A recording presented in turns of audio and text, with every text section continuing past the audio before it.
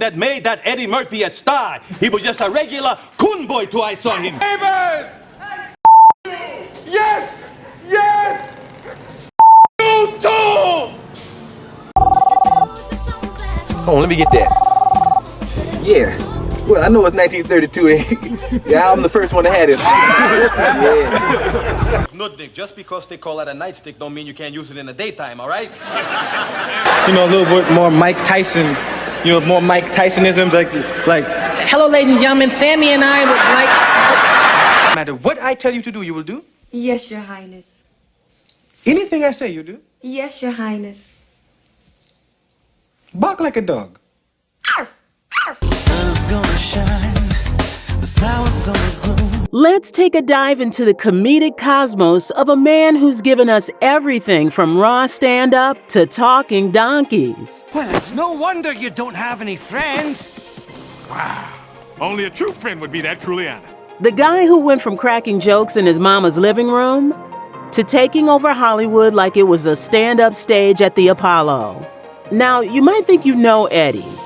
Beverly Hills Cop, Coming to America, Shrek, the man's a cinematic buffet. But trust me, you've only tasted the appetizers. God damn, that's been crack I ate in my life! Have another one, please, one more. We're about to serve up the full, ridiculously hilarious 5-course meal of his career. Get ready for stories so wild, they'll make you say, You almost killed me, man! and trust me, that's just the tip of the iceberg. We're talking one very suspicious carpool moment and a comedy of errors and offspring, including a Maury-style paternity dispute. So grab something to snack on. I eat 4-cheese lasagna. Or maybe that too. And let's get right into it. Born Edward Regan Murphy on April 3rd, 1961, in the one and only Brooklyn, New York. Because, of course, a comedy legend had to come from a place with personality. He grew up in Bushwick, which sounds like a place where superheroes get their origin stories. Except, Eddie Murphy's superpower was making people laugh until they snorted milk out of their noses. His mom, Lillian Murphy, was a telephone operator. Basically the OG Siri, connecting calls before AI was even a thing. But like a movie script with way too much drama in Act 1, his parents split when he was just 3, and by the time he was 8, his father had tragically passed away in what Eddie later described as a crime of passion. Yeah, real-life soap opera stuff.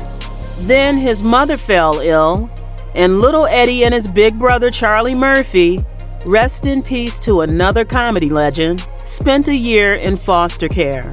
Now, most kids would be traumatized, but Eddie, he turned it into comedic fuel. He later said that experience helped shape his sense of humor. When life gave him lemons, he didn't just make lemonade. He squeezed every drop and turned it into Coming to America. Eventually, Eddie and Charlie were raised in Roosevelt, New York, by their mom and stepdad, Vernon Lynch, who worked at an ice cream plant. Inspired by the raw, unfiltered comedic genius of Richard Pryor, Bill Cosby's clean, family-friendly storytelling, and the raunchy one-liners by Red Fox. While other kids were memorizing multiplication tables, Eddie was perfecting his Richard Pryor impression. Don't that make you mad, right? You know what really make me mad is when I'm halfway out your ass, then go back up in that. Schoolwork? Nah, he was busy crafting killer stand-up sets in his head. Roosevelt Jr. Senior High was more like Roosevelt Jr. Senior Comedy Club. We always had these rehearsals where they were practicing comedy. With Eddie as the headliner. By 15, he was already hitting the comedy clubs of lower New York. Basically a teenager telling grown-ups how the world really works, all while nailing celebrity impressions. His first big break? A talent show where he nailed an Al Green impersonation. That got him into local clubs, late-night gigs, and eventually summer school to make up for all the missed school days. Because, surprise, Mom found out he was ditching class for comedy. Moral of the story? Stay in school, kids, unless you're Eddie Murphy. At 19, Saturday Night Live comes knocking. Not for some polite, we think you're cute kind of offer, but you're gonna save this show kind of a deal. And save it he did. He strolled in, dropped iconic characters like Velvet Jones, Mr. Robinson, and of course, a perpetually furious Gumby. Because who hasn't wanted to see a claymation character throw a tantrum? He basically turned SNL into his own personal comedy playground. Eddie Murphy's career after SNL was like a rocket ship, fast, loud, and making a whole lot of money.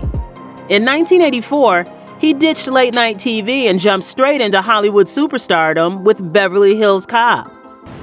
Guys are arresting me for getting thrown out of a window? I got thrown out of a window, man!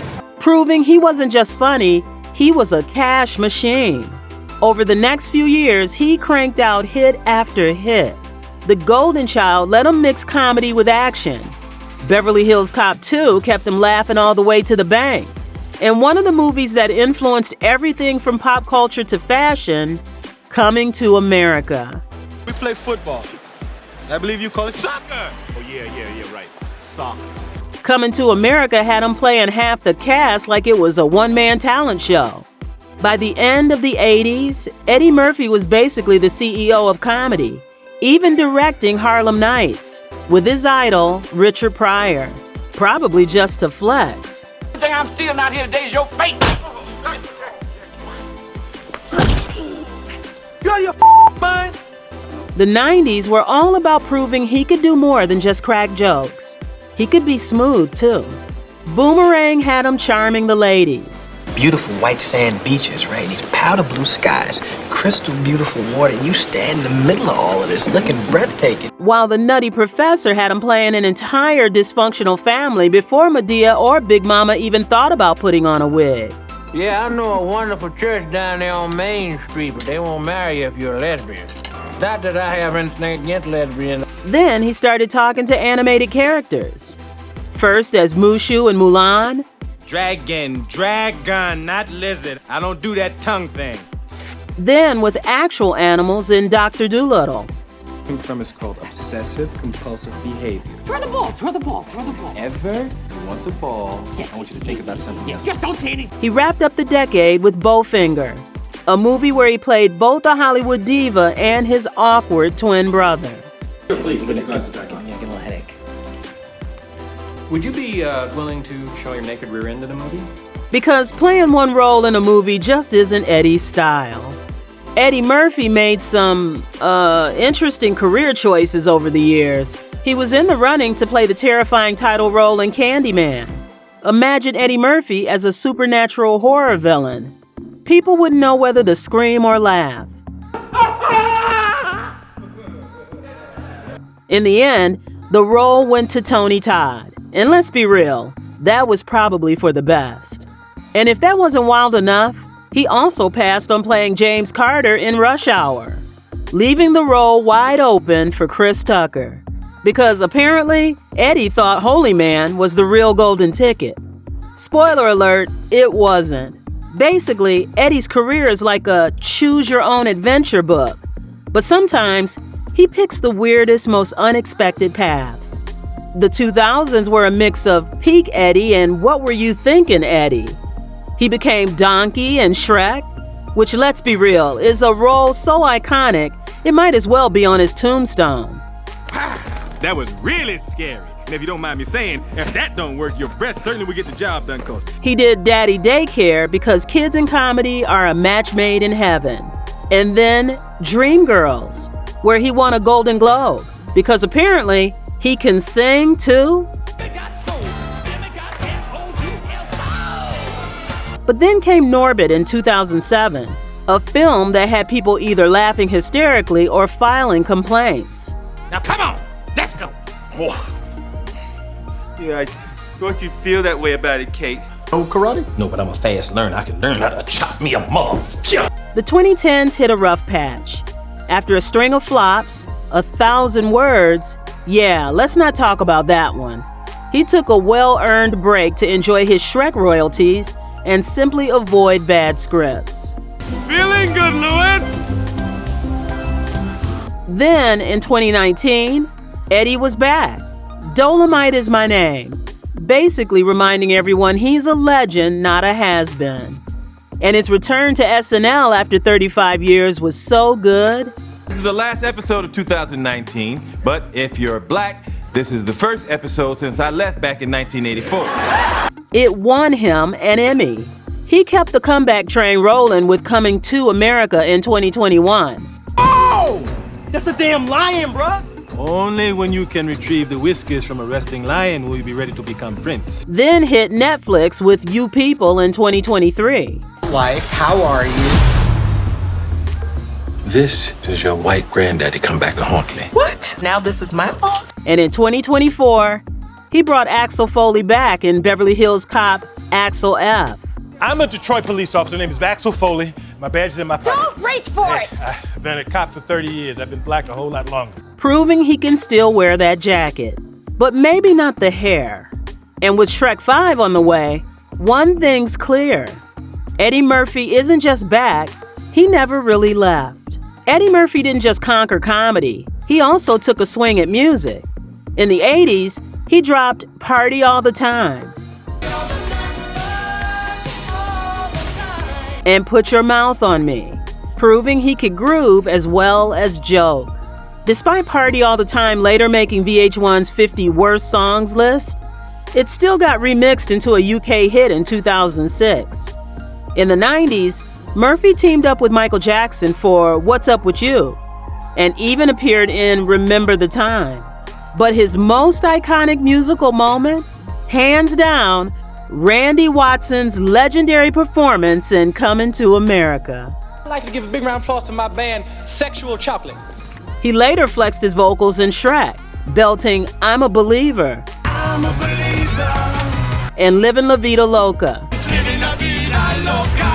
In 2013, he dropped a reggae single with Snoop Dogg because why not? He also teased a new album, 9. But until then, we'll always have Sexual Chocolate. Sexual Chocolate. They play so fine, don't you agree? This man has mimicked everyone that's anyone, from James Brown to Mr. T.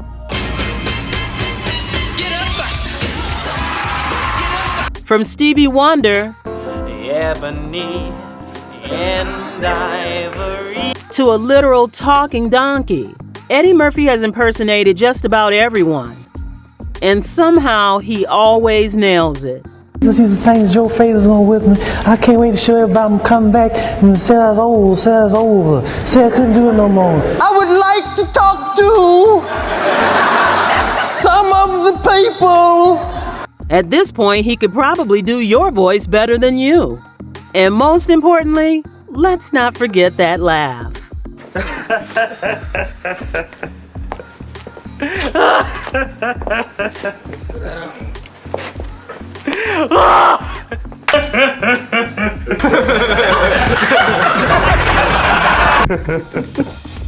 What's so funny? That infectious laugh that somehow makes every joke 10 times funnier.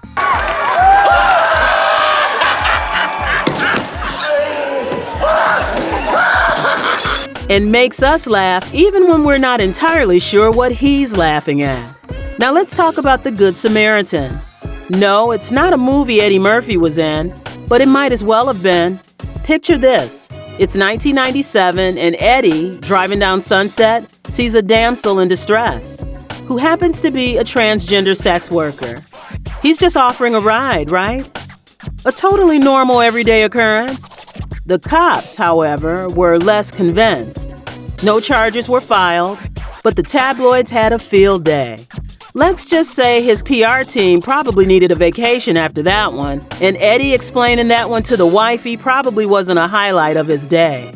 As if the media wasn't already on his tail, Murphy also had to deal with backlash from his early stand-up routines, where his jokes about the LGBTQ+ community aged about as well as milk left in the sun. While he later admitted some of the material was cringy, he never fully apologized. leaving some critics side-eyeing him harder than an aunt who just found out you didn't bring anything to the cookout. His love life? A full-blown Hollywood soap opera.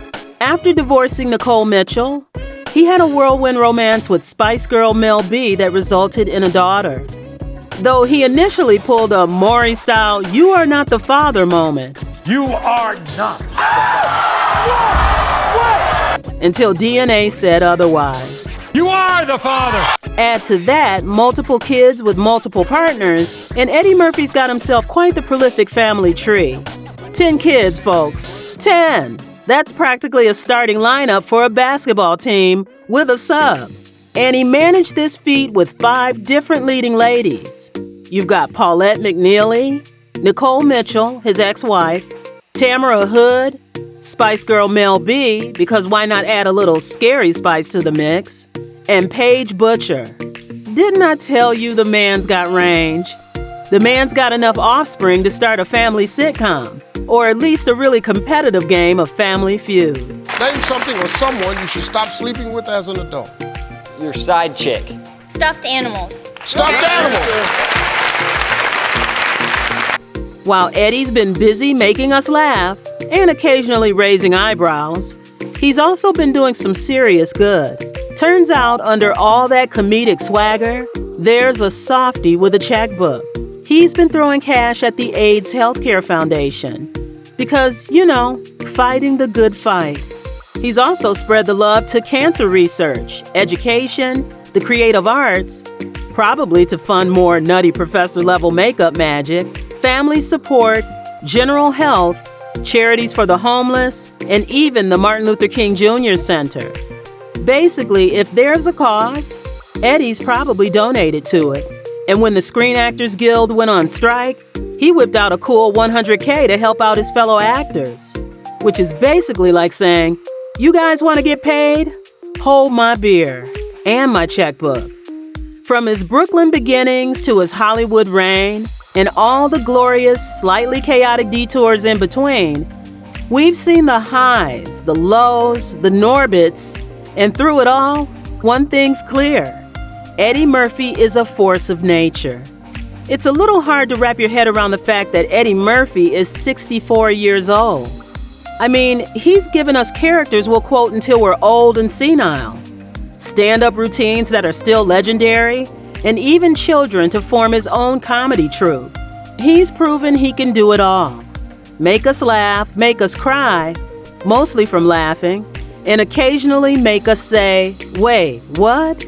And yet through all the madness of fame, Eddie Murphy is living in a completely different era. No booze, no smokes, no laptop, and not a single email clogging up his inbox. While the rest of us are one Wi-Fi outage away from a meltdown, he's out here aging like fine wine and proving that maybe, just maybe, he figured out the real secret to happiness. Whether he's cracking jokes, You walk out in the street and say, hey, how you doing? My name's Ed. What's yours? Oh, my name is Buckwheat, man. Nice to meet you. Playing a dozen characters in one movie, or making animated history as Donkey. Murphy's $200 million net worth is proof that his legacy is set in stone. Because if there's one thing we know for sure, it's that Eddie Murphy will always keep us laughing.